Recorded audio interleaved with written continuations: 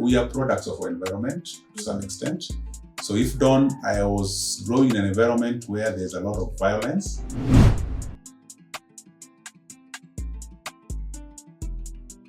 We would like to understand the psychology behind why a certain generation could just come from somewhere and just be bold enough to go to the streets. A government that does not create opportunities for its young people is as good as dead.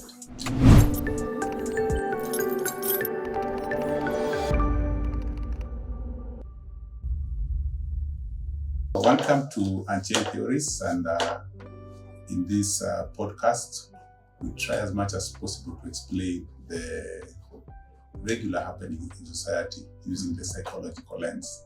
So I know that whatever happens in society normally has the psychological backing, the economical, the physical, the biological, and stuff. But for us, we try as much as possible to look at it from the psychological angle and try to unchain some of these societal experiences so that people can be able to understand and maybe just have an idea of what is the psychology behind. And I know Don has been probably moving around to find out what we should discuss in this session. And maybe, Don, what do you think we should talk about this week? Thank you so much, Daktari. And guys, once again, I would like to welcome you to Unchained Theories. And we are back, but in a different perspective. You know, we keep learning, relearn, unlearn it, all that. So I've been going around, and lately, of course, we have things like the Gen Z. See the Gen Z getting all rowdy. I can't say rowdy maybe, but they are fighting for their rights. So we would like to understand the psychology behind why a certain generation could just come from somewhere and just be bold enough to go to the streets and do all these violent acts and Thank you. Yeah, I think it's a bit unfortunate that we have come to probably talk about our Gen Z, and the tag that we are looking at is the violent aspect. But I think there is so much good amongst the Gen Z. And I think what you should know is that every generation has had its own Gen Z because it's just an age set, and they come up with probably specified or define distinct habits which are very common. And I can tell you, even the old folks that we have today, at one time they were Gen Z of the generation. So maybe I'll just look at some few psychological probably explanations or foundations that we may try to use to explain the habits of these young men that we are seeing currently. And one thing which probably I may want to speak of is what we call the identity formation. You know, at that age, the young men are trying to look for identity. They have just come from their formative stages. That is, they were young, they identify with their teachers, their parents, authorities, and now they are transitioning to an age of independence. And as they're transitioning, the closer people they can look at is their age set. So the young men really want to look for identity. They want to be identified. And you know that social identity aspect basically is very important because they want to belong. You know, one of the major belonging of the human being is love. They want to be loved. They want to feel a part of the society. So what do? They are likely to engage in what their fellows are actually engaging in. That is in search of identity. So that you find if people are going somewhere, you don't want to know what they are going to do, but you want to join the group.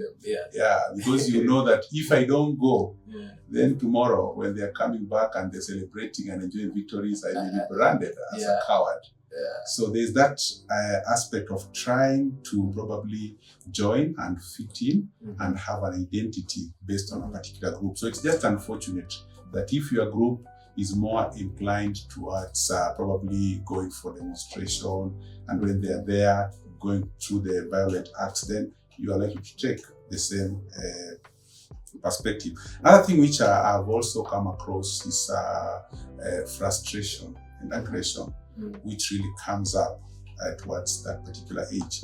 That is now the age of independence. And that's when you are coming from your parents' home. You want to get a job. You want to take care of yourself. Probably if you have somebody, you're also dating at that age. So you want to take care of your girlfriend. You want to show your friends that you can probably sponsor them here and there when you're going for your outings. And if these things are thwarted, then they develop some kind of aggression, which results from frustration. And if you look at the current order in the world, not only in Kenya, but generally globally, there is a lot of joblessness that has come up. True. And the problem is sometimes you find the political elites, when they want to get into offices, they use the same Gen Zs to propel ideas of probably they are going to create jobs. So they make promises. So they have to be held accountable at the end of probably during their tenure. And if they use the promises without the capacity, then it becomes a problem, because now we come into a dispensation where we have ideas that we cannot implement, and that is frustration, which sometimes is answered through aggression by these Gen Zs. And maybe just before you interject, we also have what we call the peer influence dynamic. And there's something we call anonymity, such that when we do something as a group, then I cannot be easily identified. You see, I think you've come across a situation where people are breaking into a shop and a group of them are just watching. But once the shop has been broken, everybody now wants to go in and have a bite of what is there. True. So when you came from your house, you did not plan to make some of those things. But because of the group anonymity, the lack of identification, then there is less responsibility. Just the same way you find mob justice. True. Yeah, everybody is beating the thief. So you can just join in, because at the end of the day, they'll not blame you. But if it's a one-on-one, then it becomes a challenge. I don't know if you have had an experience in any of those areas, whether maybe when you were young, you wanted to join a group because you wanted to fit in. I don't know if that really happened to you also during your time. Yes, of course. I've actually been thinking, most of the people, it's only a handful of people that can stand and maybe stand against injustice or some things like that. But everything, technically, especially this point of peer influence, we influence even when before the riot starts or people start engaging their frustrations against the government or whichever institution they want to. You find that they have to call themselves in a group. Exactly. Yeah. In fact, it's funny. You find that most groupings, they have very funny names. Taliban, what? The composition of this grouping will normally be young men and women, youths. Yeah. The people who are just around from the age of 18 all the way to 20s or even maybe early 30s. Generally, the youthful the population, they're the ones that normally form these groups. So you find that I even had in some places, if you don't join them, then they come for you after the activity. So probably that issue of conforming is very, very important. And there is what we call the group dynamics. As I say, anonymity. Once you go there, you know that whatever is done, nobody will peg it on you. So what happens? You are likely to engage in such kind of acts, knowing that you take no responsibility. And I think, Daktari, you talked about frustration, and honestly, I feel like the young people are being left out. One professor once told me that a government that does not create opportunities for its young people is as good as dead. That's it. One thing that I think we need sometimes to realize as a society is that the government is responsible to some extent for creating jobs, but the bigger part of the government is to ensure an environment where people can practice, and that could be probably an environment where taxes are not punitive, an environment where You don't have to set up your things in the market and the kanjos are all over you to come and probably trample on them. An environment where there's security, that means if I open up my shop, I'm sure I can do my work 24 hours without being scared of thieves. An environment where you have maybe better roads, so that if I'm doing my own farming somewhere, then my produce can probably reach the market. And sometimes this sense of powerlessness and helplessness is what incites violence. Because I can imagine if people took the idea of just walking through the street, singing their songs, probably presenting their grievances and then going back in the evening. There are some governments which will not care. They will not act. So what happens? People want to engage in violence so that they can be heard. Their voices can be heard. So sometimes the violent protest and engagement of the youth may be some way of trying to offer a sense of control and empowerment because they feel they are in power. And I think you remember the other day when we had the Gen Z protest just before the day. Everybody was saying, tomorrow I'm not going to open up my shop. Schools, they are saying we have to close early to ensure that students are not on the road during this mandamano. And you know what? That gives them some kind of power because they feel like if we just went out there, sang our songs with our flags and everything and went back, we may not be heard. So the psychological maybe explanation behind some of this aspect, if I could be allowed to say, is the will or the desire to feel empowered and to be heard. And I think that's why we're saying that here these people, okay, they have grievances which some of them can be sorted, some of them cannot, but hear what they're actually saying. Yeah. So I think another issue that I wanted to probably pinpoint is the way we are raised up and how and what we are exposed to, the exposure that you come across as we are growing. And, we are products of our environment to some extent. So if I was growing in an environment where there's a lot of violence, then likely to participate in such kind of an experience. If in my place of work or my home or my school, the only way of solving problem was through war, then in the future when I experience some unfortunate incidents, then I also have to do the same. So I think part of violence could be what we say, violence begets violence, and it could be borrowed from our childhood experiences. So some of the people we see in the streets, they're actually just probably practicing what they have always seen being done.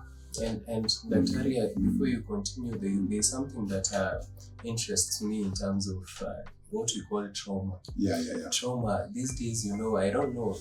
People. I feel like people misuse the word trauma in a way that, especially the generation right now. Yeah. In that, these days you find if you maybe wrong someone, which is of course a normal thing because we wrong people, we do right things, like it's part of life. Yeah. And all these things, that's why we are saying that they have a theoretical explanation behind it.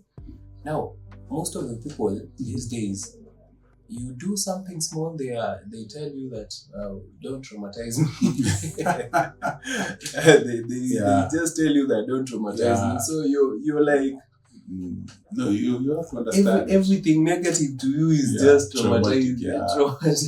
English is also not our language. So for lack of words, sometimes you look for the heaviest. And I think you also feel that everybody wants to their situations to be seen as the heaviest. So you see, even if I'm describing how my journey to Nairobi was, I may want to use some very, very big words so that a lot of people can get interest and the impact can be experienced in some kind of probably big way. So that's true. Yeah, I think you understand. I think now that we are probably in that area of knowledge, we're able to separate what's a trauma and what may not necessarily be a trauma. Sure. But talking about traumas are very serious because for people who have been traumatized, they are also a little bit desensitized. Yeah. That means that for a person who's traumatized, even if they see suffering, sometimes because of the desensitization, they may not see it as a suffering. And that's why you find that today, maybe sometimes there is the violent protest, which is probably our area of talk, and people are breaking into a particular shop. Because of the experiences that you've passed through, maybe you have a child at home who's crying, maybe there is a lot of breakage in terms of marriages and stuff. And because of that, you become desensitized. You don't think about that property at that time. What you think about is how you can sort yourself. True. Yeah, because of what you've passed through your lifetime experiences. Yeah, so it's very, very important.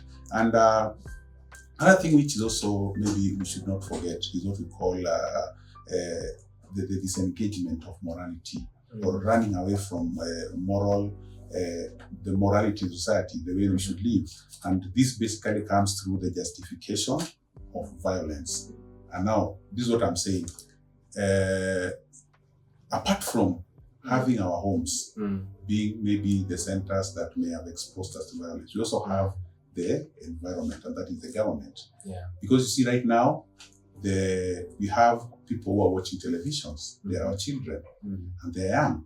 And they're the Gen Zs of tomorrow. True. So if they are seeing the happenings right now, in future, we may have the same experiences. True. And we'll be digging our heads and trying to find out, where is this thing coming from? Why are the youth so violent? But that's what they saw when they were young, because they're the children of today. And they're exposed to the social media, they're exposed to television, and they're able to see that the government is using these means probably to deal with the youth, and the youth are also using these practices to deal with the government. So they already have a marking scheme. When they go out there, they know what they should do, or experiences that probably they are supposed to expose themselves to. That kidogo got me thinking, maybe that is why we have things like Sabasaba, because right now you can hear of Sabasaba. Yeah. I used to hear of Sabasaba when I was young. Yeah. And then anytime there were violence, there was violence, you'd hear that we'll have Sabasaba. Exactly. Yeah. And then now you ask yourself, when you go and Google Sabasaba, or you go to the internet and try to find out, and even books, you find pictures of violence. True. Yeah. So you're already desensitized that this is a day of violence. But the idea behind Sabasaba may be very different. The people who came up with the idea, sometimes it's all about doing a remembrance. But because of the expectations, when the police hear the Sabasaba, they arm themselves. When the youth hear it, they also arm themselves. And when you have the weapon, then you have to use it. Yeah. So I think another thing which I've also probably learned about the whole idea of youth and violence is what we call the search for significance and radicalization. And basically what happens is when young people feel like they are ignored and they are not significant, then they form a group, or they open themselves to radical ideas. Because you see now it's like, I have given you my position, but you're not taking it. So is now, what we say is now your enemy becomes my enemy. Yeah. So we become people who are doing things together, not because we have a common agenda, but because we have a common enemy. So we are uniting to fight a person, not uniting to do a common good. And that sometimes leads to radicalization. And that's something which is very, very common among the youth. So it's very important to ensure that any government or any institution ensures that the youth feel like they are being heard. They are being heard to quite a great extent. And then finally, just to probably maybe close on that area, there's what we call the lack of coping mechanisms amongst the youth. And as I've told you from the word go, the youth are a growing generation. And they have just come from childhood. They are going through the youth stage, which is the adolescence and stuff. And then they'll go towards the adulthood stage. And what you should note is that everything grows. And I think you'll agree with me that even you, when you are in your youthful stages, there are irrational thoughts that you used to have. True. And also there are what we call irrational actions that you may have taken at that time. So the youths are growing, and when they're exposed to some situation, they are likely to probably express themselves in that manner, because the brain is still growing. They are thoughts process is still growing. And that means that they need to be given an avenue to do that. You know, the youths are like fire. Whatever you bring, they actually consume. Bring good things, they're going to embrace. I think you've seen very good dancers nowadays with the era of TikTok. When you bring violence, they're going to act on the violence and become very good violent people. So the idea is that as much as possible, let any society open up opportunities so that youths can practice whatever it is that they desire to practice at any given time. Yeah, okay. Yeah. And I feel like we should, as a community or as the government, I think it should feed the youth with positive things. Yeah. And of course, not the empty promises in form of positivity, because at the end of the day, frustration takes over and aggression comes in. Exactly. Yeah. Honesty is very important. Very. I know that politics and honesty sometimes they are two different. They are two different things. So you just have to understand that. You know, I normally tell my friends that politics is not a religious game. Yeah, it's a game full of a lot of trickery and stuff.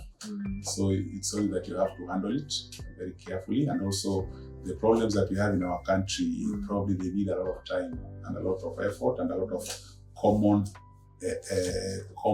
will to probably solve them.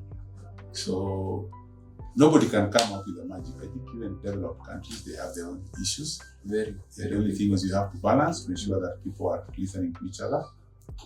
And maybe, as you said, problems in society are not only psychological. They are social, economic, and religious. But we are focusing on the psychology behind the issues. Psychosocial. Thank you. Nice. Yeah. So continue watching.